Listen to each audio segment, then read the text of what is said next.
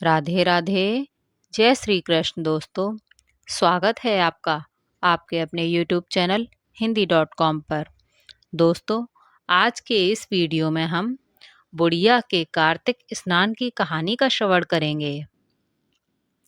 एक गांव में एक बुढ़िया रहती थी। उसका एक बेटा था। बुढ़िया बहुत ही संस्कारी थी, बहुत ही नियम कर्म वाली थी। पूजा पाठ किया करती थी। हर साल कार्तिक स्नान करती थी और पूजा करती, पतवारी बनाती, उसकी कथा कहानी कहती, तुलसी जी को सींचती, गणेश भगवान की, माता लक्ष्मी की और विष्णु भगवान की कहानी सुनती। इस तरह से बुढ़िया के घर में किसी चीज की कोई कमी नहीं थी। अब धीरे धीरे बुढ़िया का बेटा बड़ा हो गया। बुढ़िया ने अपने बेटे के लिए उसके योग्य एक लड़की देखकर उसकी शादी की। लेकिन कहते हैं ना कि जिस किसी के माथे पर नहीं लिखा होता कि वह संस्कारी है। अब जो वह घर में आ गई थी, बहू को अपनी सास का पूजा पाठ करना बिल्कुल अच्छा नहीं लगता था। वह अपनी सास को फूटी आंख नहीं सुहाती थी। लेकिन बेटा बहुत ही संस्कारी था, बिल्कुल श्रवण कुमार की तरह। अपनी माँ का आज्ञाकारी पुत्र था। इसलिए बहू कुछ भी चाहकर अपनी सास से कुछ नहीं कह पाती थी। बेटा ही कमाता था और घर का खर्चा बहुत अच्छे से चल रहा था। घर में किसी भी चीज की कमी नहीं थी। लेकिन बुढ़िया पूजा पाठ इतना करती थी, लेकिन यह था कि किसी को देने के लिए नहीं, तो लुटाने के लिए नहीं, तो खाने के लिए तो बहुत ही था, लुटाने के लिए नहीं था। लेकिन बुढ़िया अपने हिसाब से दान पुण्य भी किया करती थी, दान धर्म किया करती। इसी कारण उसका बेटा तरक्की कर रहा था। बुढ़िया अपने बेटे से बड़ी खुश थी कि चलो, उसका बेटा उसकी बात सुनता है। बहू तो बड़बड़ाती रहती है और बड़बड़ाकर चुप हो जाती है, क्योंकि अगर बेटा ही साथ नहीं देगा तो बहू तो पहले सिर पर नाचेगी। पर बेटा सही है, बहू अपने आप ही सही रहेगी। अब धीरे धीरे समय व्यतीत होता गया और कार्तिक का महीना आ गया। अब सास कहने लगी, बेटा, मैं हर साल कार्तिक स्नान करती हूँ। तब उसका बेटा बोला, माँ, मुझे पता है, आप गंगा स्नान करो, कार्तिक स्नान करो। अब बुढ़िया माई हर साल कार्तिक स्नान करती, वैसे ही कार्तिक स्नान करने लगी। अब धीरे धीरे समय बीता और पोते की किलकारियां गूंजने लगीं। अब बुढ़िया माई बड़ी खुश थी कि बेटा अपने घर परिवार का हो गया, उसका भी घर परिवार पूरा हो गया है। मुझे जो अपना प्रभु भक्ति में अपना जीवन व्यतीत गुजारना चाहिए। अब बुढ़िया अपने बेटे से कहने लगी, बेटा, मुझे हरिद्वार जाना है, मुझे चातुर्मास का स्नान करना है। तब वह बोला, ठीक है माँ, तुम चातुर्मास स्नान करो और जो भी तुम्हें जरूरत हो वो मुझे बताओ और मैं तुम्हें हरिद्वार छोड़ आऊँगा, तुम्हारी ज़रूरत के सब सामान ले आऊँगा।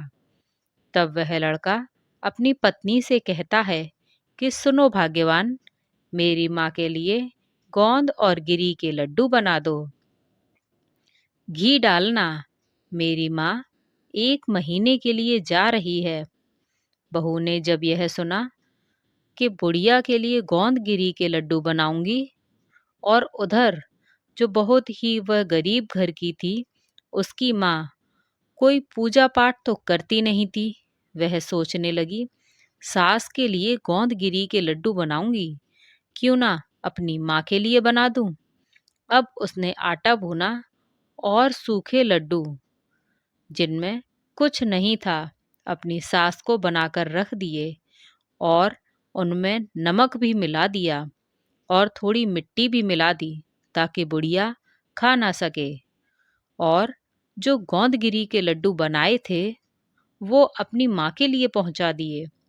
गोंदगिरी के लड्डू बनाए यानी जिनमें मिट्टी और नमक मिला दिया था, वे लड्डू एक डब्बे में भरकर उसने अपनी सास को दे दिए।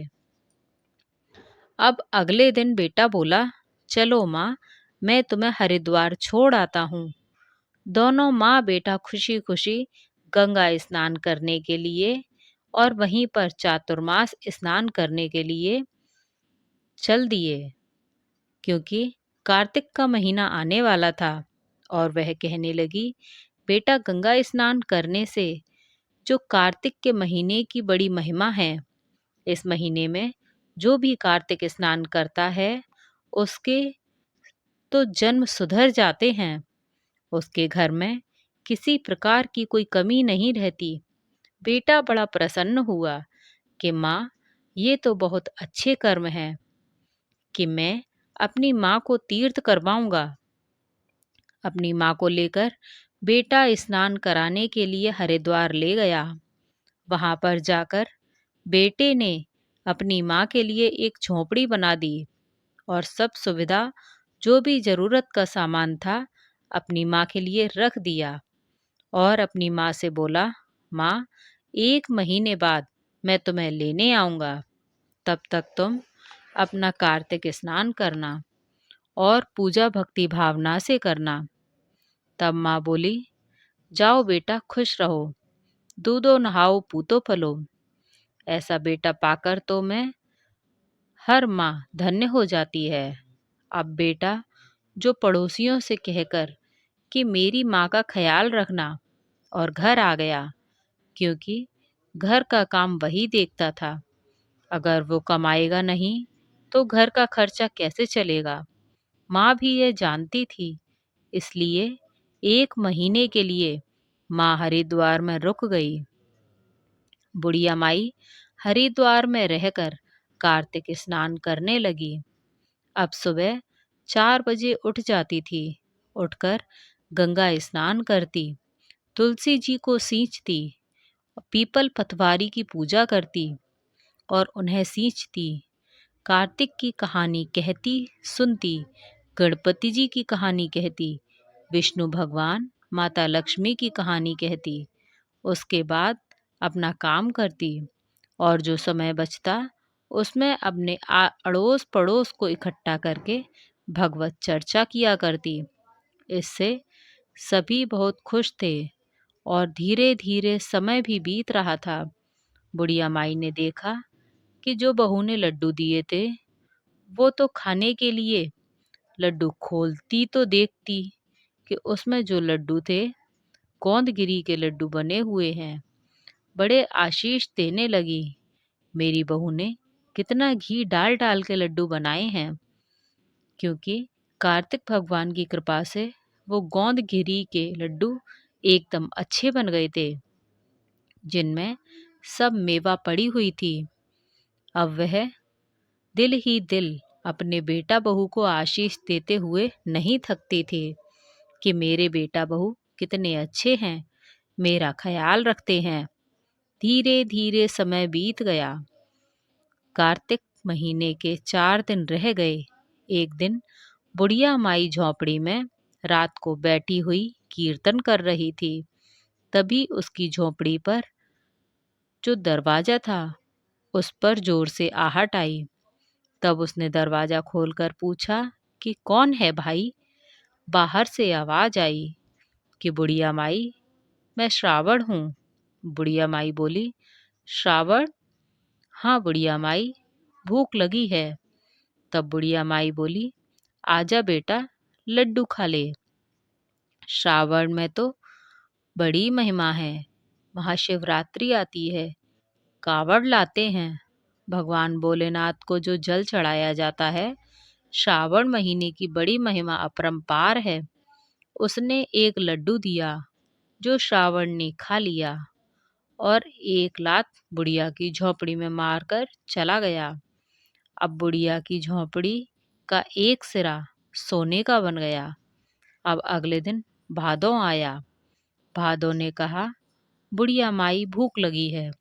बुढ़िया माई बोली, कौन है बेटा? भादों हूँ, आजा बेटा।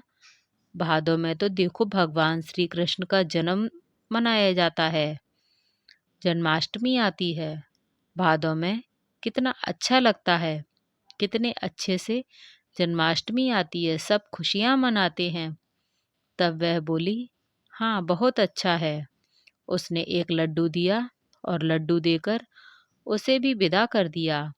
भादों ने भी एक लात बुढ़िया की झोंपड़ी में मार दी। बुढ़िया की झोंपड़ी का दूसरा कोना भी सोने का हो गया।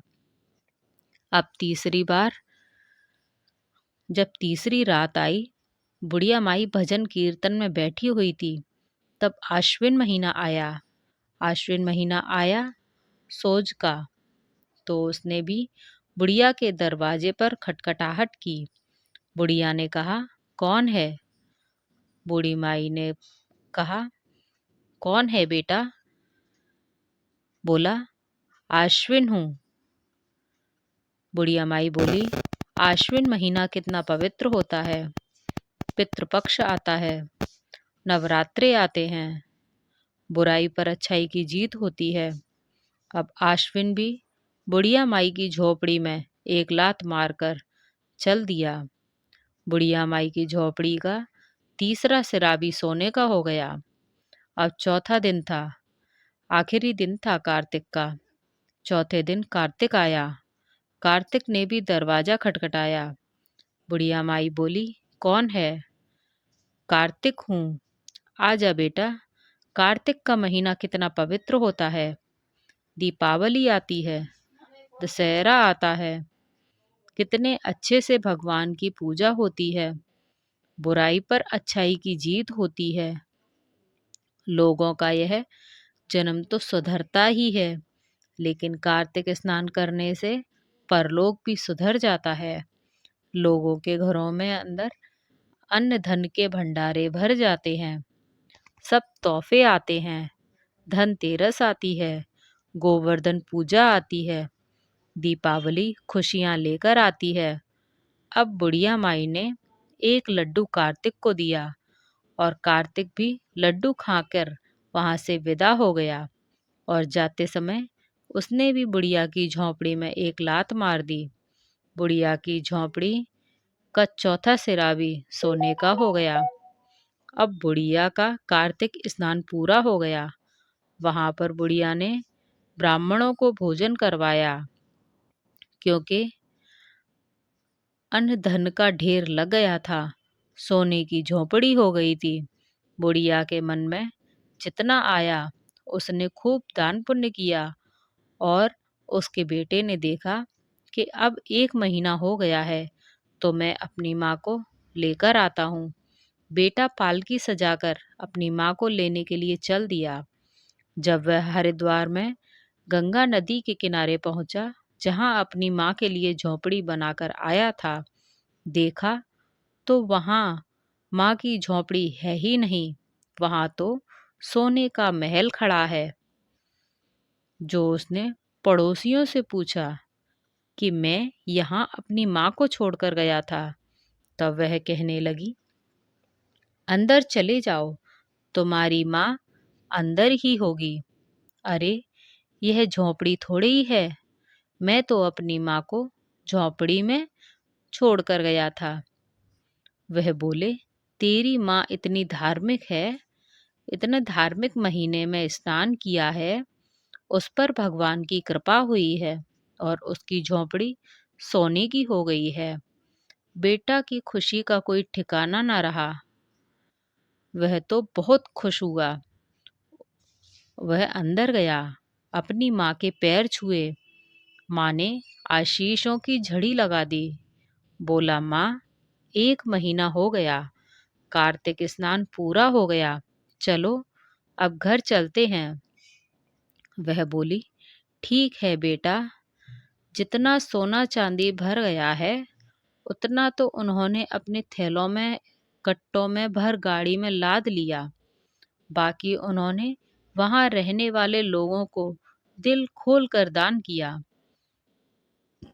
जितना दान करो उतना ही भंडार और भर जाता है। यही बुढ़िया माई के साथ हुई। अब तो बेटा बड़े गाजे बाजे के साथ अपनी माँ को विदा कराकर ला रहा था। जब वह अपने गांव में पहुंचा तो गाजे बाजे की आवाज सुनते ही बहू के तो कान खड़े हो गए। सोचने लगी, ऐसी बुढ़िया कौन से तीर मार के आ रही है जो उसे गाजे बाजे के साथ लाया जा रहा है। लोगों ने तो चर्चे होने लगे, बुढ़िया तो बड़े सत की है, बड़े नियम कर्म वाली है। देखो कार्तिक भगवान ने कैसी उस पर कृपा की है। दामोदर राव जैसी बुढ़िया पर कृपा करी, वैसी सब पर करना। जो लोग बुढ़िया का गुणगान करने लगे। जब बहू के कानों में ये आवाज पड़ी तो वह सोचने लगी, ऐसा बुढ़िया ने क्या कर दिया जो सब लोग बुढ़िया का बड़ा गुणगान कर रहे हैं। एक पड़ोसन ने जाकर कहा, अरे वो तेरी सास आ रही है, आरती की थाल सजा ले। वह कहने लगी, सास आ रही है तो कौन सा तीर मार के आ रही है जो आरती का थाल सजा लूं। उसने कहा कि तेरी सास सोना चांदी भर के ला रही है। अब तो बहू के आश्चर्य का ठिकाना नहीं रहा। ऊपरले मन से उसने जैसे तैसे थाल बनाया। जब उसका पति अपनी माँ की पालकी को घर की तरफ लाके रोका तो बहू तो सास को देखकर अंदर ही अंदर कुढ़ रही थी। लेकिन फिर भी उसने जैसे तैसे सास की आरती उतारी और सास ने बड़ा आशीर्वाद दिया, दो दो नहाओ पूतो फलो। अब तो बुढ़िया को देखकर मन मन ही मन बहू कुढ़ने लगी कि ऐसा बुढ़िया ने वहां क्या किया, कहाँ से इतना सोना चांदी ले आई। बुढ़िया ने कहा कि मैं तो वहां कार्तिक स्नान के लिए गई थी और इस तरह कार्तिक भगवान की कृपा हुई है। अब जो बहू का मायका था वो थोड़ा गरीब था। कहते हैं हर बेटी अधिकतर अपने मायके के लिए बहुत पछती है। बेटियों का मायके से लगाव होता ही है। अब उसकी बहू ने सोचा, मेरा मायका इतना गरीब है, यह बुढ़िया कार्तिक नहाई तो इतना सोना चांदी लाई। अगले साल मैं भी अपनी माँ को कार्तिक स्नान के लिए हरिद्वार भेजूंगी और वो भी खूब सोना चांदी लाएगी, तो मेरा मायका भी अमीर हो जाएगा और मेरी भी आवभगत होगी। मैं भी अमीर घर की बेटी हो जाऊंगी। यही सोचकर बहू ने अपनी माँ को सारी बात बताई। धीरे धीरे महीने दर महीने बीतते गए। कार्तिक का महीना आया। अब बहू ने अपनी माँ के लिए बड़े गोंद और गिरी के लड्डू बनाए, खूब घी डाला, सारी मेवा डाली और डब्बा भरकर अपने पति से बोली, जाओ मेरी माँ को गंगा स्नान के लिए हरिद्वार छोड़ आओ। मेरी माँ का स्नान करेगी। तो बुढ़िया के बेटे ने सोचा, कोई बात नहीं, सास भी माँ के समान होती है, धर्म पुण्य का काम है, तीर्थ कराना है, चलो इस बहाने मैं भी गंगा स्नान कर ही आऊंगा। लेकिन जो बहू की सास थी उसे धर्म कर्म में बिल्कुल भी रुचि नहीं थी। वह कोई धर्म कर्म करना जानती ही नहीं थी और कुछ तो वो चाहती भी नहीं थी। लेकिन बेटी के जोर देने से और अमीर होने के लालच से वह गंगा स्नान करने के लिए तैयार हो गई। अब बुढ़िया का बेटा अपनी सास को लेकर नदी किनारे हरिद्वार पहुंच गया। वहां उसने जहां अपनी माँ के लिए झोपड़ी बनाई थी, ऐसी ही झोपड़ी अपनी सास के लिए बना दी और कहने लगा अपनी सास से, आओ माता जी, जब 1 महीना हो जाएगा तब मैं तुम्हें लेने आ जाऊंगा। आप यहाँ पर रहकर गंगा स्नान कीजिए, कार्तिक के महीने का गुणगान कीजिए। और कार्तिक के महीने की बड़ी महिमा है कार्तिक स्नान की, इसलिए आप यहाँ भगवत भजन कीजिए और अपना समय व्यतीत कीजिए। और पड़ोसियों से कहकर बेटा बुढ़िया का अपने घर आ गया। अब वहाँ क्या था कि बुढ़िया जो थी, बहू की माँ, वह कोई कार्तिक स्नान करती ही नहीं थी। मन मर्जी हुआ सो करती, मन में होता तब उठती, कुछ भी बनाकर खा लेती। बहू ने जो लड्डू दिए उन्हें खाती और मजे से सोती रहती। कोई पूजा पाठ धर्म कर्म कुछ भी नहीं करती। पड़ोसी सोचते पहले वाली बुढ़िया आई थी, कितना पूजा धर्म कर्म किया करती थी। सब लोग सोचते कि हम उसके पास रहकर कितना ज्ञान उनसे सीखे थे। लेकिन ये बुढ़िया तो बाहर ही नहीं निकलती, दोपहर को उठती है तब नहाती है। लेकिन लोगों को क्या पड़ी थी, कोई भी कुछ भी करे, उन्हें क्या। अब धीरे धीरे कार्तिक के महीने के 4 दिन रह गए। अब श्रावण आया। श्रावण ने दरवाजा खटखटाया तो बोली कौन है। श्रावण ने कहा मैं श्रावण हूँ। बुढ़िया बोली तो क्या सिर पर नाचेगा। बोला भूख लगी है, एक लड्डू दे दो। तो वह बोली मेरे पास नहीं है, भाग जा यहाँ से, वैसे भी गिने चुने रह गए हैं, वैसे ही बनाना खाना पड़ रहा है। यहाँ पर उसने श्रावण को धमकाकर भगा दिया। अब श्रावण ने जो एक लात मारी, उसकी झोंपड़ी का एक सिरा गिर गया। अब भादों आया। भादों अगली रात को दरवाजा खटखटाया। बुढ़िया सोती हुई चिल्लाई कौन दुष्ट आ गया है, मेरी नींद खराब कर रहा है, कम से कम चैन से सोने तो दो। बोला मैया मैं भादो हूँ। बुढ़िया बोली कौन भादो, मैं किसी भादो को नहीं जानती, अपना रास्ता नाप, मुझे सोने दे, और नींद में खलल डाल देते हैं। भादो बोला मैया मैं भूखा हूँ। बुढ़िया बोली तो मैं क्या करूँ, मेरे यहाँ कौन से भंडारे चल रहे हैं। उसने भादो को भी भगा दिया। भादो ने जाते जाते बुढ़िया माई की झोंपड़ी में लात मार दी।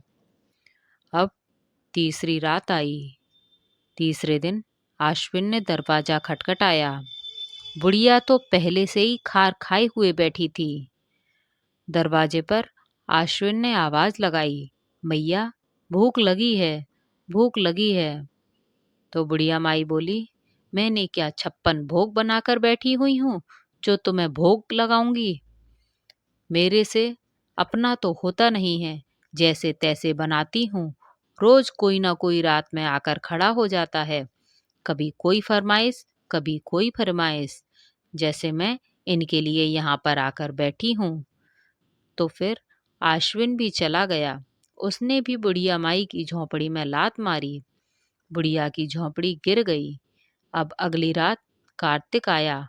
टूटी फूटी झोंपड़ी में बुढ़िया कंबल ओढ़े लेटी हुई थी। उसे तो ठंड लग रही थी। कार्तिक आया, उसने दरवाजा खटखटाया। अब बुढ़िया को गुस्सा चढ़ा हुआ था। वो तो डंडा लेकर बैठी थी। बोली भाग जा यहाँ से। कार्तिक तो बोल भी नहीं पाया। उससे पहले ही बुढ़िया बोल पड़ी भाग जा, नहीं तो डंडे दूंगी। पहले 3 दुष्ट आए जो मेरी झोंपड़ी गिराकर चले गए, अब तू आ गया। यहाँ तो जैसे तैसे जाड़े में समय कट रहा है, अब बुढ़ापे में इनके लिए बनाकर रखो। भिख मंगे कहीं से भी मांगने चले आते हैं। इस तरह से बुढ़िया भी डंडा लेकर कार्तिक के पीछे भागी। कार्तिक तो वहां से चला गया और बुढ़िया जो थी वो गधी बन गई। कार्तिक के श्राप से बुढ़िया गधी बनी। अब वह तो अपनी झोंपड़ी में इधर उधर घूमने लगी। अड़ोस पड़ोस के लोगों ने देखा कि झोंपड़ी तो गिरी पड़ी है, इसमें तो बुढ़िया रहती थी, लेकिन बुढ़िया की जगह झोंपड़ी में एक गधी बैठी हुई थी। अब कार्तिक का महीना समाप्त हो गया। अब बेटा जो था बुढ़िया का, वो अपनी सासू माँ को लेने के लिए हरिद्वार आ गया और उसने अड़ोस पड़ोस से पूछा कि यहाँ मैं अपनी सासू माँ को छोड़कर गया था, वह कहीं दिखाई नहीं दे रही। पड़ोसी बोले, अरे दिखाई क्या नहीं दे रही है, तेरे सामने ये जो गधी बैठी है ना, यही तो है तेरी सास। वह बोला, अरे मजाक क्यों करते हो, अच्छा भला इंसान छोड़कर गया था, ये तो गधी है। वे कहने लगे, अरे भैया, ये गधी तेरी सासू माँ है, इसने कोई भी पूजा पाठ नहीं की। तब बेटा बोला, क्यों? मेरी सास तो स्नान करने के लिए यहाँ आई थी, उसे तो चातुर्मास स्नान करना था। तब पड़ोसी कहने लगे, अरे भैया, तुम्हारी सास का तो कहना ही क्या, पहले वाली जो बुढ़िया आई थी 4 बजे उठकर स्नान करती थी, हम लोगों को जगा दिया करती थी, सबको कथा कहानी सुनाती थी, पूजा पाठ के नियम समझाती थी, कितना अच्छा ज्ञान देती थी। लेकिन अब की बार यह बुढ़िया आई, इससे तो पूछो ही मत। दोपहर के 12 बजे सोकर उठती है, स्नान करती है, मन में आया तो कर लिया, नहीं तो कोई बात नहीं, झोंपड़ी में पड़ी पड़ी सोती रहती, ना कोई साफ सफाई, मलिन की तरह रहती रहती थी। अब जो बेचारा बेटा था, वह बुढ़िया का क्या करता। अब उसने अपनी गधी के गले में एक रस्सा डाला और उसे लेकर चल दिया। घर पर जो बहू थी वो बड़ी खुश हो रही थी, आज तो मेरी माँ आएगी। उसने आरती का थाल सजा लिया, मेरी माँ भी धन के बोरे भरकर लाएगी, बड़ी खुश थी। सुबह से ही उसने 56 प्रकार के भोग बना डाले, अपनी माँ को खिलाऊंगी। आरती का थाल सजा कर लाई, लेकिन सोचने लगी, अब तक बैंड बाजे की आवाज नहीं आ रही है, अपने पति को बताऊंगी। मन में सोचने लगी, अपनी माँ को तो बैंड बाजे के साथ लेकर आया था, लेकिन ये तो मेरी माँ है ना, इसलिए नहीं ला रहा होगा। चुपचाप बुढ़िया का जो बेटा है, माँ का बेटा है, तरह तरह की बातें सोचने लगी। जब बेटा घर पहुंचा, उसने दरवाजा खटखटाया तो वह समझ गई मेरी माँ आई है। आरती का थाल लेकर दौड़ी, जाकर दरवाजा खोला तो देखा उसका पति एक गधी को लेकर खड़ा है। तब वह गुस्से में बोली, मेरी माँ कहाँ है, और मेरी माँ को तुम बैंड बाजे के साथ क्यों नहीं लाए? मुझे भी तो तुम्हारी माँ की आरती की थी, अपनी माँ की आरती करनी है। बेटा बोला, हाँ, तो गुस्सा क्यों हो रही हो, कर लो आरती। वह बोली, कहाँ है मेरी माँ? मजाक मत करो, तुम मेरी माँ के साथ क्यों नहीं लाए हो? वो बोला, ये गधी तेरी माँ है। वो बोली, ऐसे कैसे बोल रही हो, मेरी माँ कोई गधी है, गधी को मेरी माँ बना रहे हो? वह बोली, मैं तो कुछ नहीं कर रहा, जैसा कर्म वैसा आगे आ रहा है, यह तुम्हारी माँ है, कोई और नहीं। अब गधी भी रेंगने लगी, अपनी भाषा में बताने लगी कि मैं ही तेरी माँ हूँ, और अपनी बेटी से गर्दन हिला हिलाकर उसके मुंह से लगने लगी। अब बेटी उसे दुत्कारने लगी, हट, कैसी गधी लेकर आए हो, मेरे पीछे पड़ रही है। वो बोला, गधी नहीं है, ये तेरी माँ है। अब बेचारी करती क्या, मानना पड़ा, उसकी माँ है। अब वह बड़ी रोने लगी, मेरी माँ गधी कैसे बन गई? अब बेटा बहू और बुढ़िया ने सलाह दी अपने बेटा बहुओं को कि एक काम करो, किसी अच्छे जानकार विद्वान को बुलाओ और उनसे पता करो कि यह गधी कैसे बन गई। समधन जी, अब बेटा ने वहाँ के जो पुरोहित थे उनको बुलवाया, उनको पूरी बात बताई। पुरोहित जी, मेरी माँ गंगा स्नान करने के लिए गई थी। कार्तिक स्नान तो मेरी माँ सुबह ही वहाँ पूजा पाठ करती, गंगा में स्नान करती, तुलसी सींचती, पतवारी और पीपल सींचती, सारा दिन भजन कीर्तन किया करती। भगवत कथा में इनका समय बीतता था, क्योंकि जैसा पड़ोसियों ने बताया था। बेटे ने सब ऐसा ही बताया। पुरोहित जी ने कहा, अच्छी बात है बेटा, अब बोलो। यह मेरी सास है। ये बोली, मुझे भी चातुर्मास का स्नान करना है, तो मैं अपनी सासू माँ को हरिद्वार गंगा स्नान के लिए छोड़कर आ गया। कार्तिक का पवित्र महीना था, ये भी जो कर लेगी इनका भी जन्म सुधर जाएगा। यही सोचकर मैं सासू माँ को छोड़कर आया था, लेकिन जब मैं इनको लेने गया तो पड़ोसियों ने बताया कि यह गधी बन गई है। ना इसने कार्तिक स्नान किया, न तुलसी जी को सींचा, न पीपल पतवारी को सींची, न कोई कथा कहानी सुनी, बस खाती और मन मर्जी पड़ी रहती। जब मन में आया सो लिया, मन में नहीं आया तो पड़ी रही। झोपड़ी की साफ सफाई भी नहीं करती थी, बड़ी मलिन की तरह रहती थी।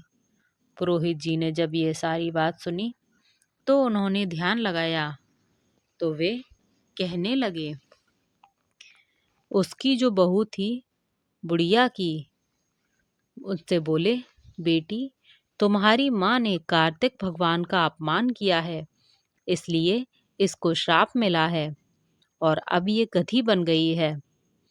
अब बेटी रोने लगी, पुरोहित जी के पैरों में पड़ गई। हे पुरोहित जी, कोई ऐसा उपाय बताइए जिससे मेरी माँ अपनी मनुष्य योनि में आ जाए। पुरोहित जी बोले, जब कार्तिक का महीना आएगा और तुम्हारी सास स्नान करेगी, तो उस स्नान का 1 महीना कार्तिक के महीने में उसको स्नान कराना, तब ये अपना वास्तविक रूप में आ जाएगी। बहू ने कहा, ठीक है, ऐसा ही होगा। 1 साल का समय काफी लंबा होता है। अब बहू उस गधी को अपनी माँ को आंगन में बांध देती, खाना बना देती। बच्चे तो होते ही थोड़े नटखट हैं, जब वो रखती, शोर मचाती, तो 1-2 डंडा उसमें टेक देते। अब उसकी बेटी बहुत मना करती, ये तुम क्या करते हो, कहीं नानी को मारते हैं क्या? लेकिन बेटा तो टेक ही देते। अब क्या करते, बच्चे थे। अब कोई भी जानवर है, बच्चे तो कर ही देते हैं, बच्चे तो जानवर को छेड़ते ही हैं। अब बुढ़िया उनको समझाती नहीं, बेटा वह तुम्हारी नानी है, ऐसा नहीं करते। बुढ़िया अपने पोतों पोतियों को अच्छे अच्छे संस्कार देती थी, जिससे बच्चे अपनी दादी माँ की तो बात मान लेते थे, अपनी दादी माँ से चिपके रहते। बहू को भी अपनी गलती का एहसास हो रहा था। वह मन मन ही मन सोचती रहती, मैंने कभी भी अपनी सासू माँ को अपनी माँ नहीं समझा, हमेशा सास और अपनी माँ को लेकर अपनी सास के साथ पक्षपात किया है, कभी उनकी कोई बात नहीं मानी, बात बात पर उनका अपमान किया। शायद इसी कारण भगवान ने हमें ये सजा दी है। बहू को अपनी गलती का एहसास हो गया। वह अपनी सासू माँ के पैर पकड़कर रोने लगी। सासू माँ ने उसको समझाया, बेटी इसमें कोई बात नहीं, तुझे जो गलती हुई है उसका पश्चाताप तू कर रही है, तूने अपनी गलती मान ली है। आधी सजा तो भगवान तभी माफ कर देते हैं जब इंसान अपनी गलती मान लेता है। और धीरे धीरे समय व्यतीत होता गया। कार्तिक का महीना आ गया। अब कार्तिक के महीने में बुढ़िया स्नान करती और गंगा स्नान करने जाती। बुढ़िया तो क्योंकि कार्तिक स्नान करती ही थी, तुलसी को सींचती, पतवारी पीपल को सींचती और कथा कहानी सुनती, और जो पानी होता उसके नहाने का, उसमें थोड़ा सा पानी लाकर गधी के ऊपर डाल दिया करती। ऐसे ही रोज का नियम बन गया। अब जो बहू की सास धीरे धीरे रोज पानी उसके ऊपर डालने लगी अपने नहाने का, तो आखिरी दिन आ गया, पूर्णमासी का दिन आ गया। बुढ़िया ने कहा कि मुझे अपना उजमन करना है कार्तिक का। तो अपने बेटे से बोली, बेटा 11 ब्राह्मणों को बुलवाओ, उन्हें भोजन करवाओ, दान दक्षिणा दो। बेटे ने कहा, माँ ठीक है, मैं भी ब्राह्मणों को भोजन के लिए बुलाता हूँ। बेटे ने एक दिन पहले ही ब्राह्मणों को न्योता दे दिया। ब्राह्मण आए, घर में हवन कराया, पूजा पाठ हुआ, कार्तिक का महात्म्य सुनाया गया, और जो बुढ़िया नहाई, जो पानी था नहाने का गदी पर डाल दिया गया। कार्तिक का महात्म्य और कहानी सुनकर बुढ़िया के 1 महीने के नहाने के पानी से नहाते हुए अब जो गधी थी वो भी बहू की माँ के असली रूप में आ गई। अब उसने जो बुढ़िया के पैर पकड़ लिए और कहने लगी, समदन जी मुझे माफ कर दीजिए, मैं अज्ञानी मूर्ख हूँ। लालच के बल पर मैं गंगा स्नान करने गई थी। तुम तो सत के बल पर नहाई तो कार्तिक भगवान तुम पर प्रसन्न हुए, और मैं लालच से नहाई तो मुझे ये सजा मिली। कार्तिक स्नान हम सच्चे दिल से किया करेंगे। अब तो बुढ़िया के साथ साथ बुढ़िया की बहू, बुढ़िया का बेटा और बुढ़िया की समधन हर साल कार्तिक स्नान करने लगे। अब बुढ़िया का गांव में भी बहुत मान सम्मान बढ़ गया। अड़ोसी पड़ोसी भी सब बुढ़िया की सलाह लेते थे। कार्तिक के समय बुढ़िया सबको कहानी सुनाया करती थी।